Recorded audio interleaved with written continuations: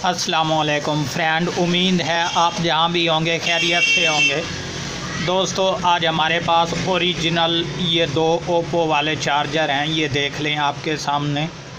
तो ये जो हैं डेड हैं, अभी ऑन नहीं।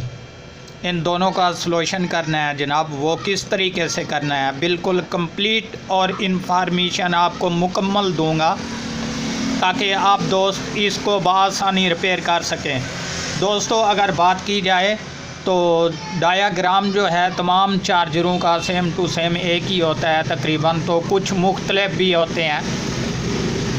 तो इसमें जो भी मसला होता है ये ओप्पो वाले ओरिजिनल चार्जर में, वो मैं आपको इंशाल्लाह जूम स्क्रीन के ज़रिए बताऊंगा कि हमारा फ़ाल्ट जो है कहाँ पर बनता है जनाब, जिसकी वजह से ये जो है रुक जाता है।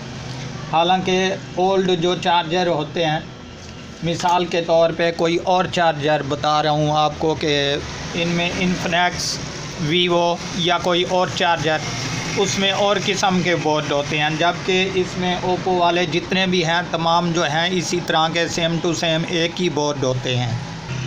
सो दोस्तों, इसमें आप गौर से देख लें कि यहाँ पर कोई हमारा कैपेसिटर जो है यहाँ पर कोई फूला फटा हुआ नहीं, इसमें भी और इसमें भी।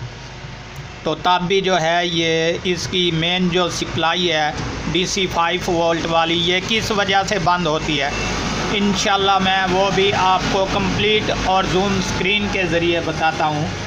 और इसका फ़ाल्ट रिमूव करने के लिए हमें क्या कुछ करना पड़ेगा ये भी मैं आपको कंप्लीट बताता हूँ। तो दोस्तों, बात की जाए, सबसे पहले मुख्तसर तौर पे मैंने वीडियो बनाई है क्योंकि ज़्यादा जो है मसला चेकिंग से ये लंबा चौड़ा हो जाता है।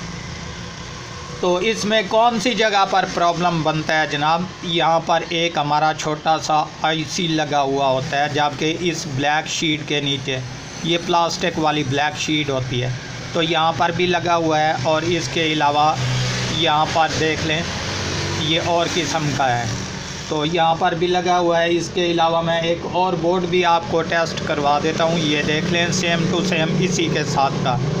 तो यहाँ पर भी ब्लैक जो है प्लास्टिक वाला कवर लगा हुआ है। तो दोस्तों, इसके दरमियान में जो है एक छोटा सा IC होता है, ये ब्लैक कलर वाला। ऊपर गौर से देख लें, मैं यहाँ एक साइड पे कर देता हूँ। तो यहाँ पर जनाब हमारा एक ब्लैक कलर वाला, ये ऊपर देखते जाएं, एक छोटा सा IC, और इसके बाद ये जो तीन आपको कनेक्शन दिखाई दे रहे हैं इस तरफ, ये हमारा यहाँ पर मॉसफेट होता है जनाब, जो कि यहाँ पर हमारे सामने तो नहीं दिखाई दे रहा, लेकिन आपको इसकी मुकम्मल इन्फॉर्मेशन दे दूँ कि ये जो वाइट कलर का यहाँ पर सफ़ेद सा गिल्लू लगा हुआ है, इसके नीचे जो है कंपाउंड के नीचे एक हमारा मॉसफेट होता है जनाब, जो कि इसके कनेक्शन ये यहाँ पर रह गए हैं। ठीक है, ये तीन कनेक्शन होते हैं जनाब। तो इस पर जो है हमारा प्रॉब्लम बनता है कि हमारा ये छोटे वाला या बड़े वाला मॉसफेट जो है ये डेड हो जाए, तब जो है ये चीज़ ऑन नहीं होती, जबकि बाकी हमारे तमाम तार वोल्टेज जो हैं ये कंप्लीट होते हैं जनाब, और इसके बाद ऑन नहीं होता चार्जर। तो इसको अगर चेंज भी कर दें तब भी जो है ये ऑन नहीं होता। किस वजह से नहीं होता, तो दोस्तों ये IC भी चेंज कर दिया, ये हमने मॉसफेट भी इसका चेंज कर दिया, लेकिन तब भी ऑन नहीं हो सका।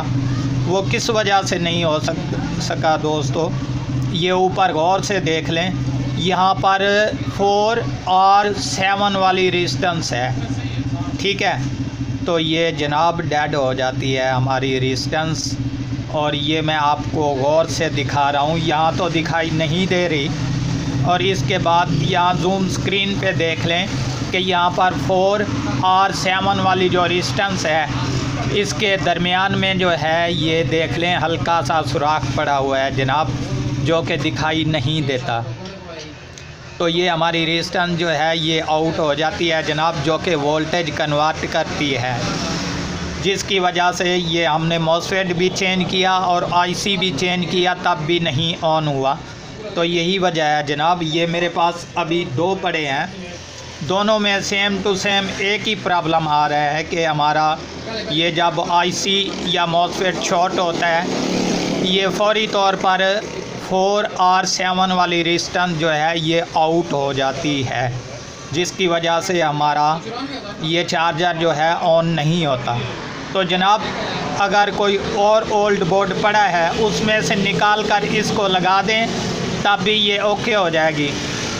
अगर नहीं पड़ा तो कोई मसला नहीं दोस्तों, हम क्या करेंगे, यहाँ पर ये देख लें, ऊपर मैं पिक्चर दिखा रहा हूँ कि मैंने कैलकुलेट किया है, ये आपके सामने। हमें तो मालूम है लेकिन मैंने कैलकुलेट किया है ये आपके सामने ताकि आपको तसल्ली हो जाए। ये देख लें, यहाँ पर मैंने 4R7 लिखा और नीचे जब मैं बराबरे पे कैलकुलेटर पे ज़ोर देता हूँ तो यहाँ पर हमारी वैल्यू शो हो जाती है। जबकि मैं आपको अभी चेक करवा देता हूँ, यहाँ पर मैंने कैलकुलेटर पर ज़ोर दिया और यहाँ पर देखें 4.7 ओम्स की जो है रेजिस्टेंस है ये, तो कितने 4.7 यानी कि 0.7 है, इसके 4.5 जो है ओम्स की रेजिस्टेंस है, जो कि वोल्टेज कन्वर्ट करती है और हमारा सिस्टम जो है टोटल ऑन होता है जनाब। ये हमारी डेड हो जाती है।